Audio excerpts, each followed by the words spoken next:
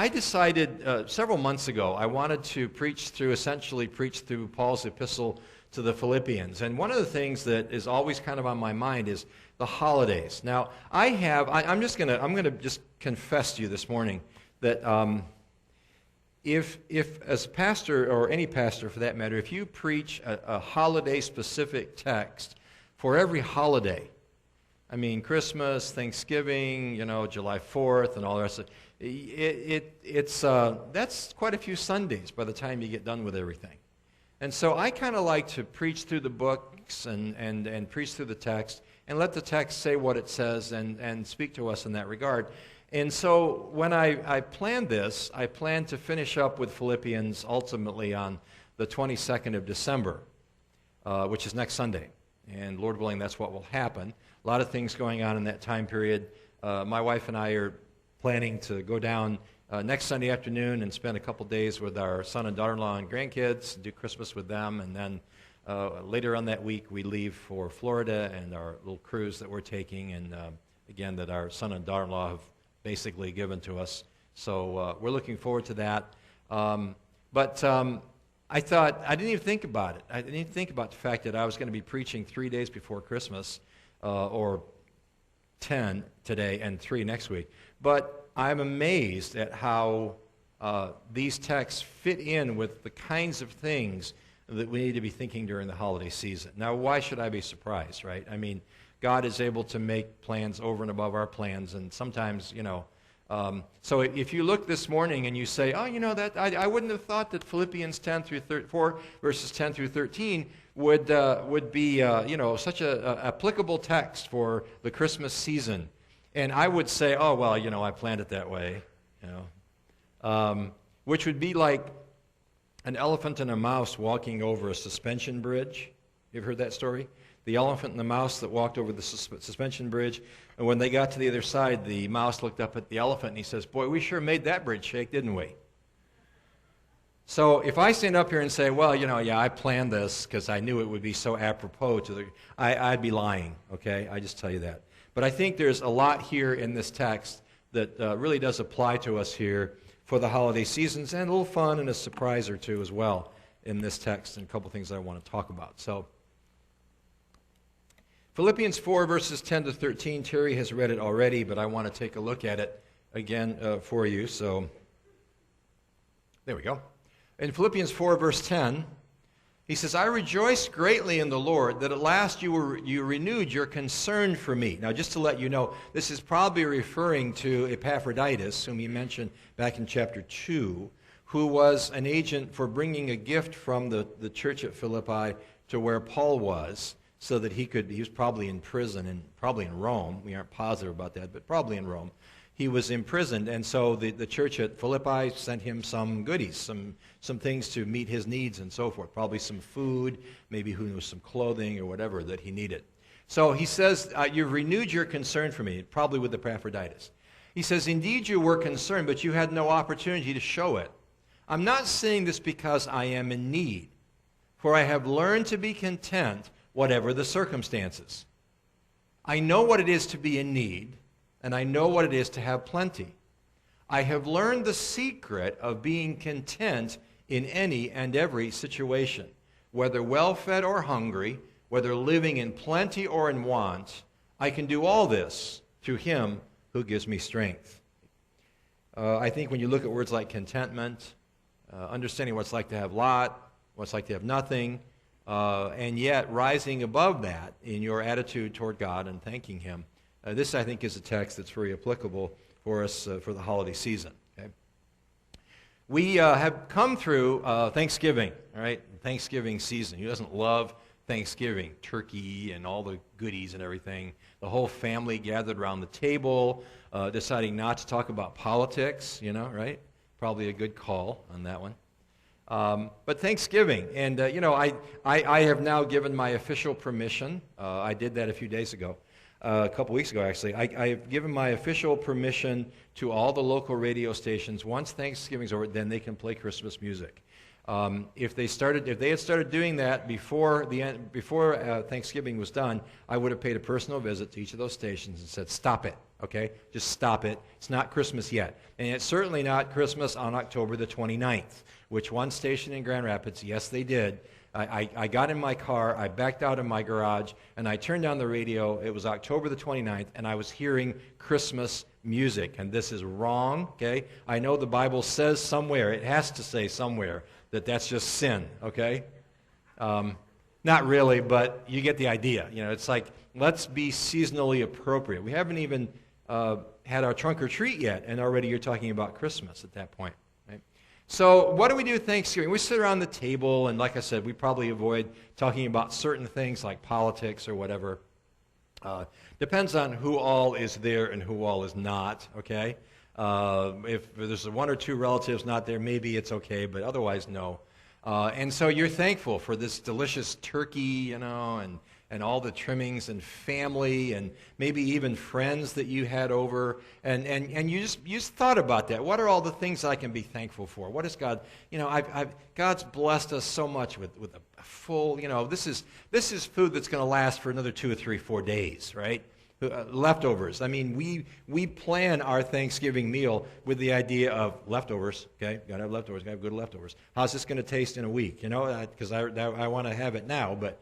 and so turkey sandwiches, you know, and turkey flakes for breakfast with milk. I don't know what you do, but all sorts of things that you have for Thanksgiving. And you're and come to the end of the day, you got all that tryptophan and the turkey just doing its number on you, and you feel great.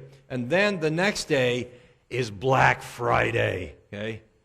When you go to the store and buy stuff. So you were thankful for everything the day before, but now you got to have tons of new stuff.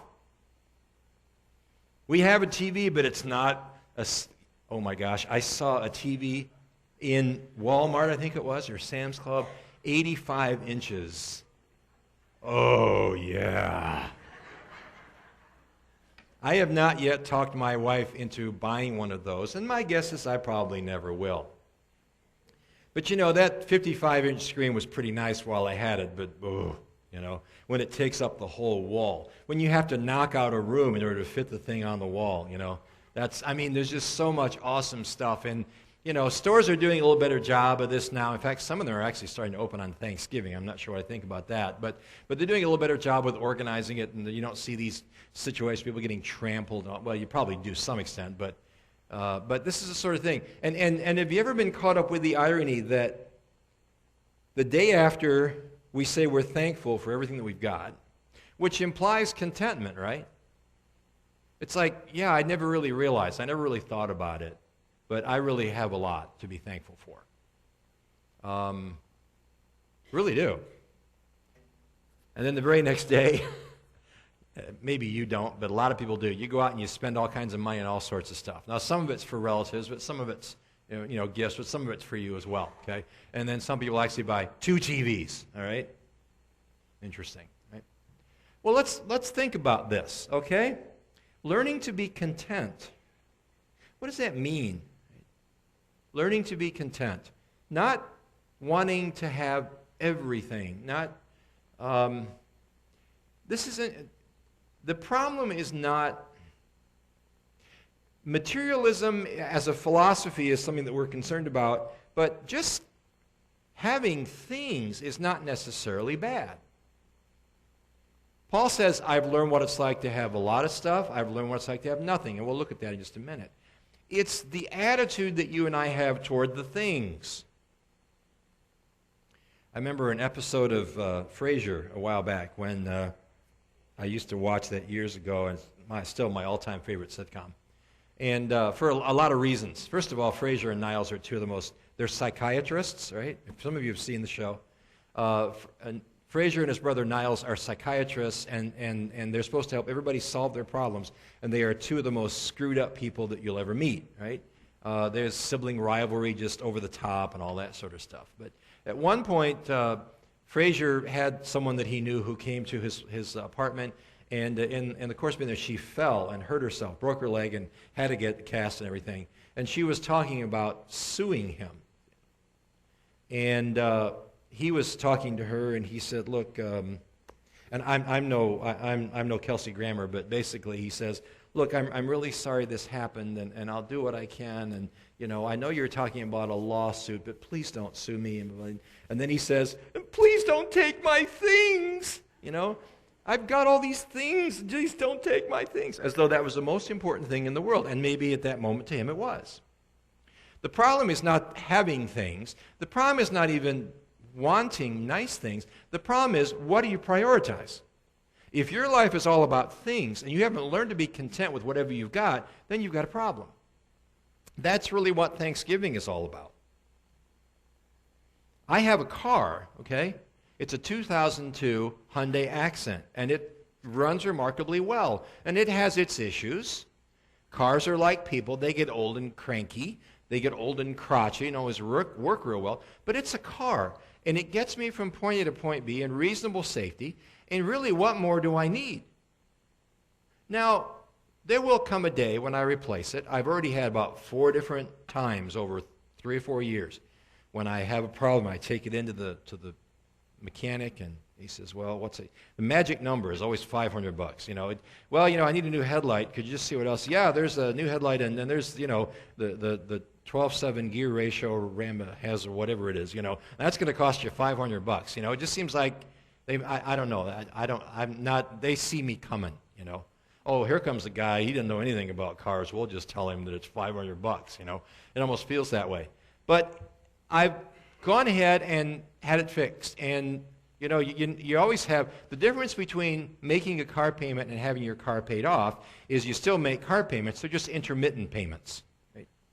I mean, when you're buying that car, it's like $300 a month. Boom, every month. Boom, boom, for however many years it is. But once you pay it off, some advice.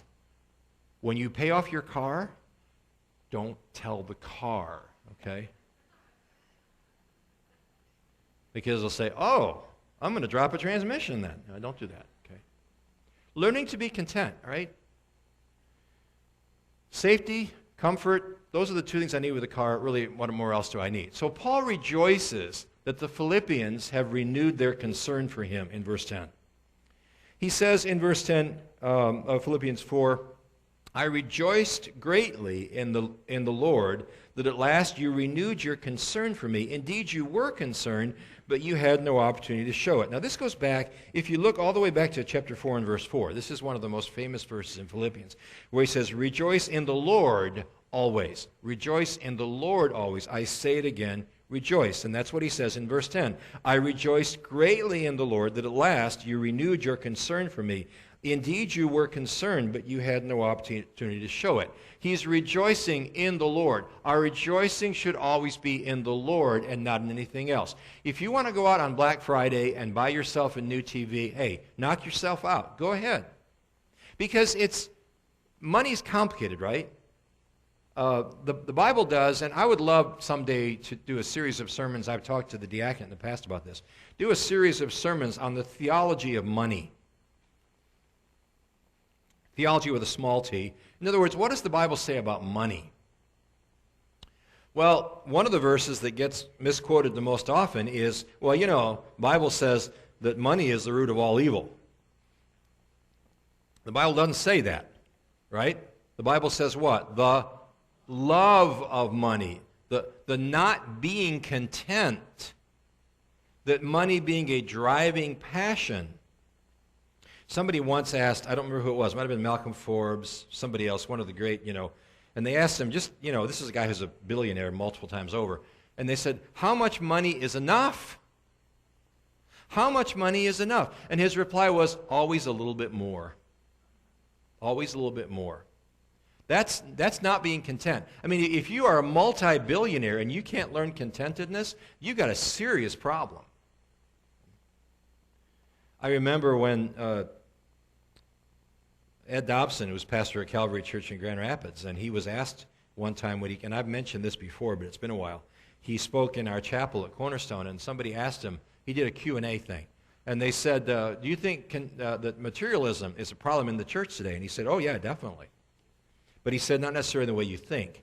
He said, I got people in my church that are millionaires, and he does. He really does. Well, he's with the Lord now, but he did at the time. And he said, I've got people in my church who are very wealthy, and they're some of the most generous, giving people I've ever met in my life. And I've got people in my church that live at or below the poverty level, and they're some of the most greedy people I've ever met. It's nothing to do with what you've got. It's not that things are bad. Money is not evil. It is the love of money. Well, that changes the whole ballgame right there. Paul's rejoicing is in the Lord. And in this context, he was not simply thankful for the gift, but rather he was thankful for the relationship from which the gift arose. Think of that this Christmas season. It's not so much the gift. And I know it's like saying, well, it's the thought that counts. It's really more than that. It's the relationship that counts.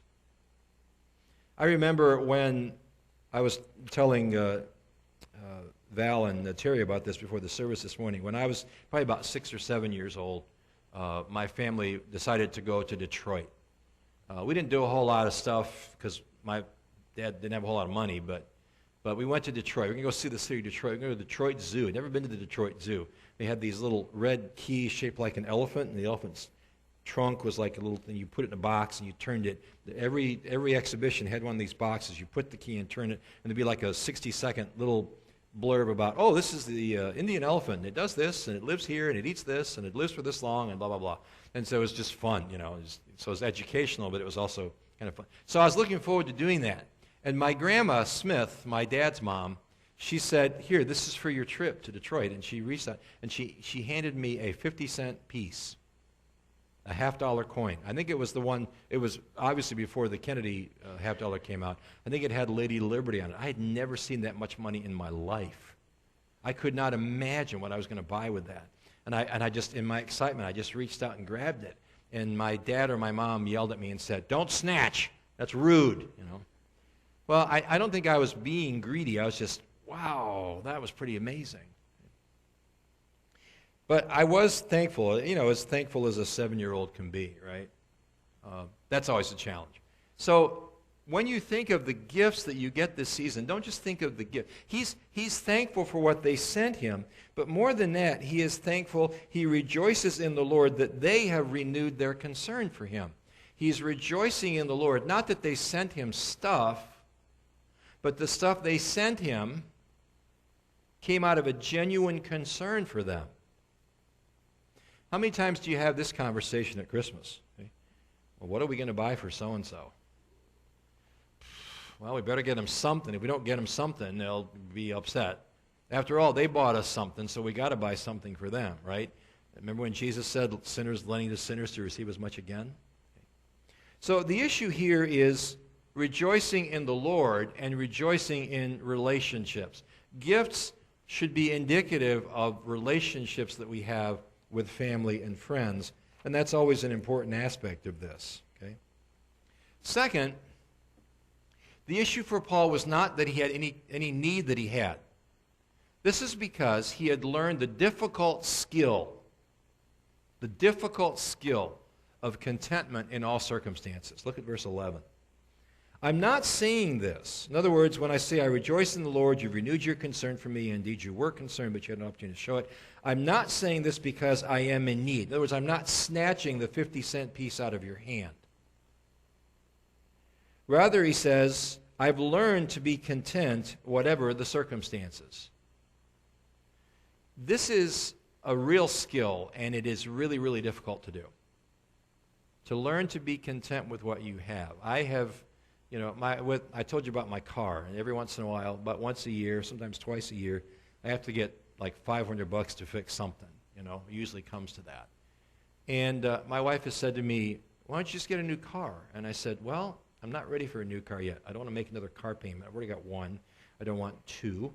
And I manage the finances in our family just because that's what I happen to do that. I'm not, you know, there are some families where the husband is the number cruncher. Good for you. There are other couples where the wife is the number cruncher, whatever. There's nothing in the Bible that says men shall take care of money, okay? It just happens to be that way in our household. And I said, you know what, I'm gonna spend this, and I'm gonna fix this car, and and so far it's been good.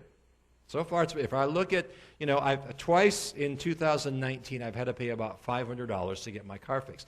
That's less than $100 a month if you average it out, as opposed to buying a new car.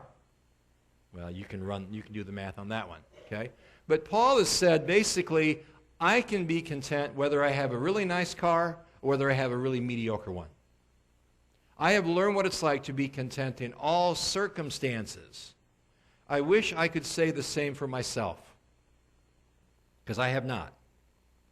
But this is a text I need to hear. I'll always be happy if I just have a little bit more of money or whatever it is. It might come as a surprise to the Philippians, but Paul is both thankful for their gifts, but he also wants them to know he doesn't consider himself needy because he's learned to be content. In other words, he's learned to graciously accept what it is that they've given to him. But he said, I want you to understand that I'm not taking this simply because I have need. I'm rejoicing in the Lord and all the good things the Lord has done for me, and I'm thankful for the relationship that you and I have, and I'm honored that you would give this to me. There's no feigned humility here. Paul's not saying, oh, I don't need that. He's saying, I don't really need anything. I mean, I'm content with whatever God gives me. You've chosen to bless me with this, and I'm honored by that, but I'm really thankful for you more than I am for the gift. Remember what he said in chapter 2 about Epaphroditus and about Timothy? Epaphroditus was so worried that the Philippians would find out that he had been sick and had almost died. He was more upset or more concerned about that than he was about his own health and welfare. And Timothy, he says, I have no one like him. Remember, I got Tom up front here and said, use him as an example. Timothy says, I have no one like him who cares for the things of the Lord and not for the things of himself. And so that's what Paul is. He's modeling this for them. He's not turning down the gift. He's not impugning the gift. He's not saying, oh, you shouldn't have.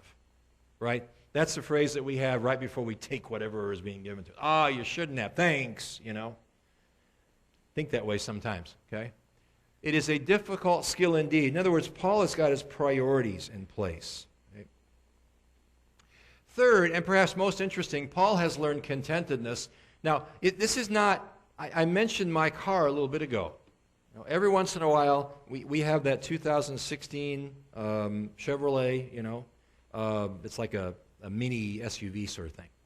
And it's a pretty nice car, I can turn on my phone, play music, and it'll come right through it's cool.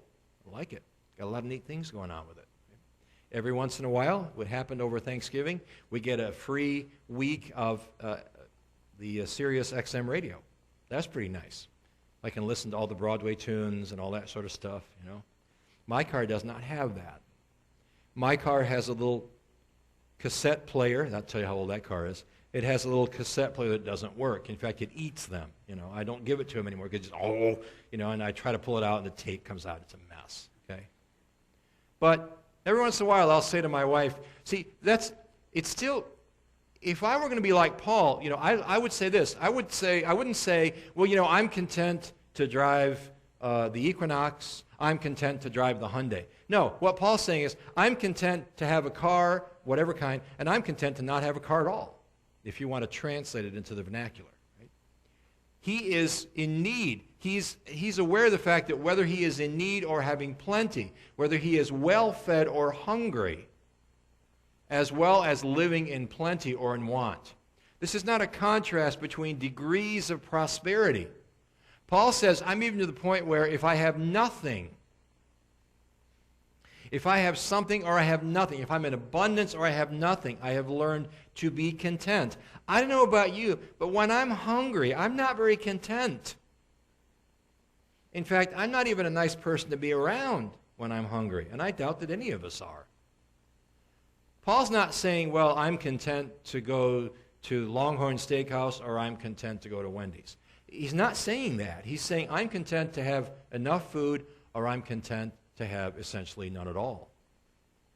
That's an important thing, again, to prioritize here in this Christmas season. Can you and I be content with something or with nothing? Or are we typically content with something or a little bit lesser something? 55-inch TV screen. Oh, but an 85. Oh, you know. What about no TV at all? By the way, I remember years ago, a gentleman a good friend of mine, he and his wife are very good friends of Nancy and me. He taught at Cornerstone for many, many years. He's sort of semi-retired now. And they did not have a television in their home for quite a while. In fact, I would say they probably only had, they're in their late 60s. They probably only had a TV in their home the last 20 years.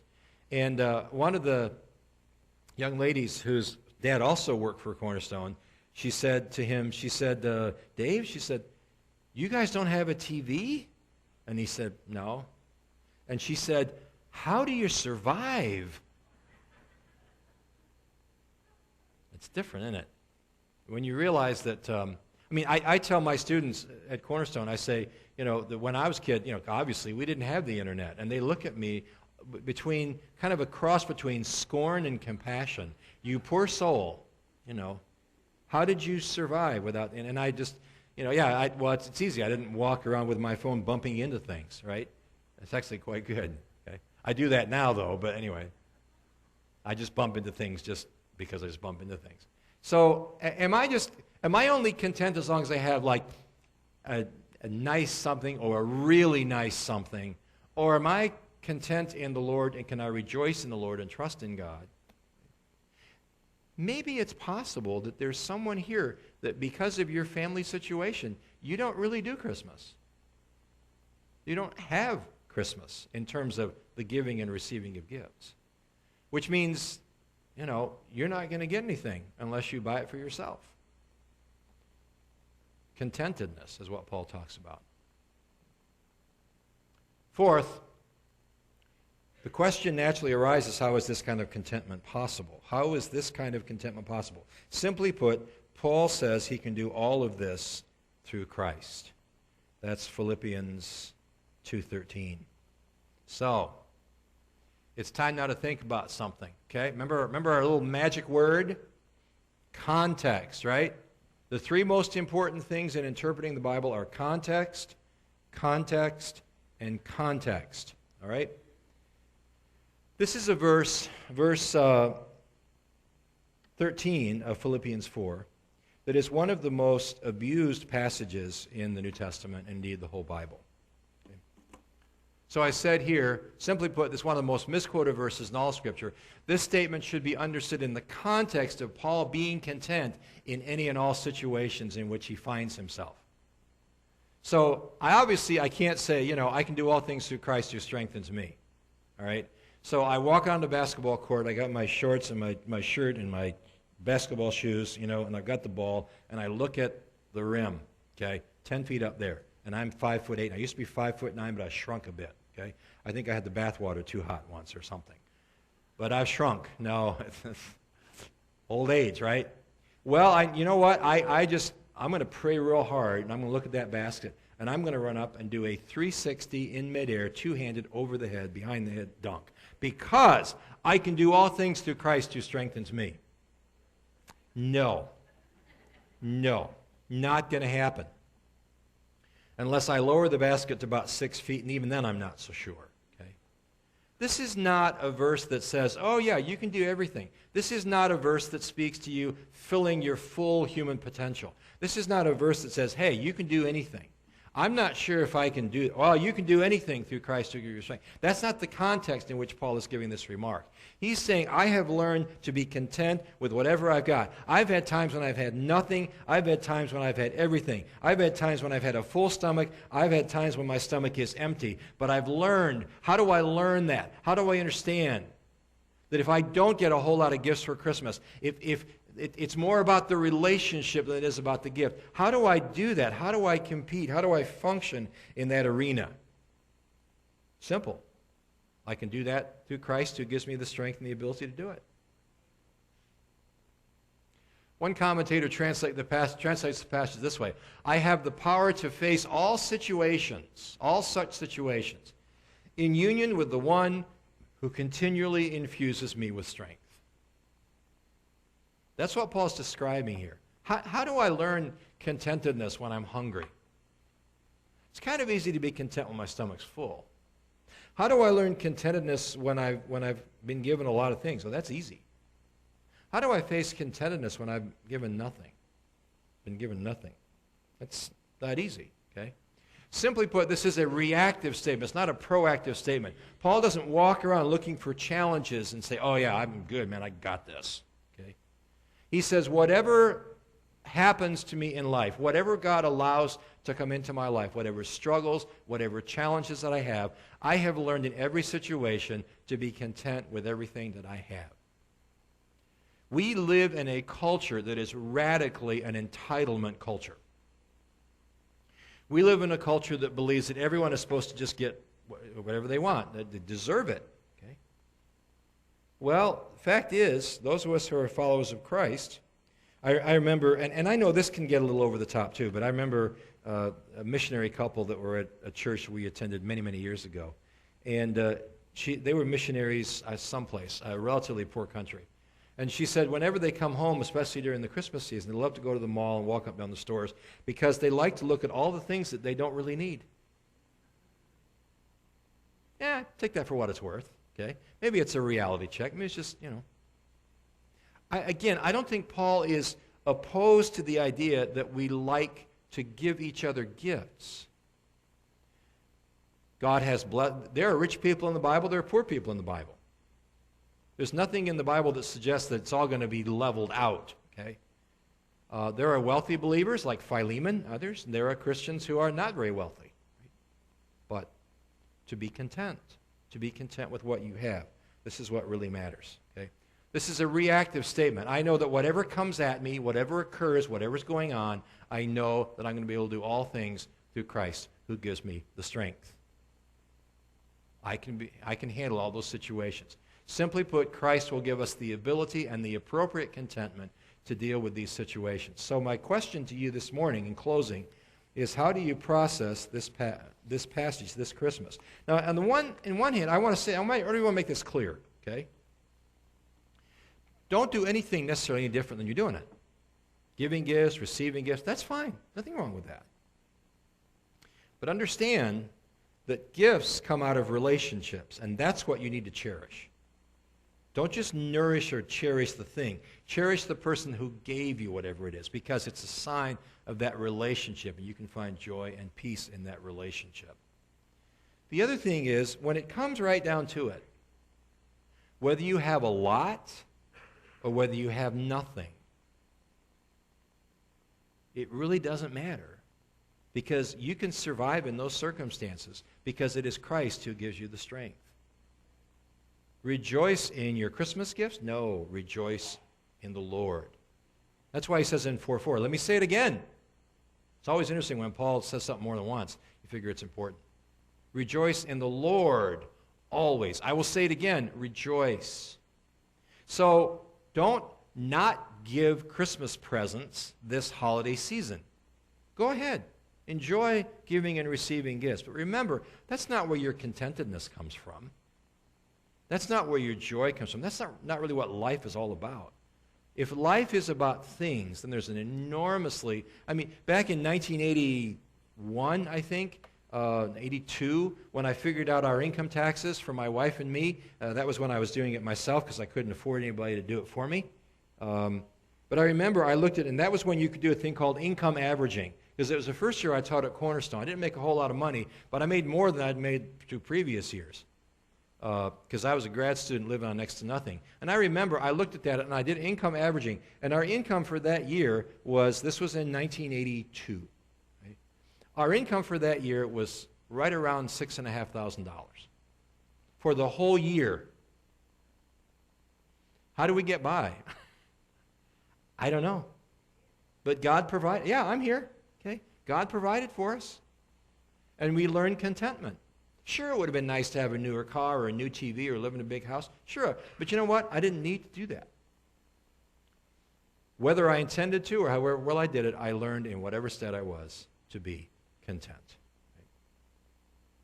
We're going to close our service this morning not with you singing, but with you listening to singing. And we're going to invite some folks to come on in.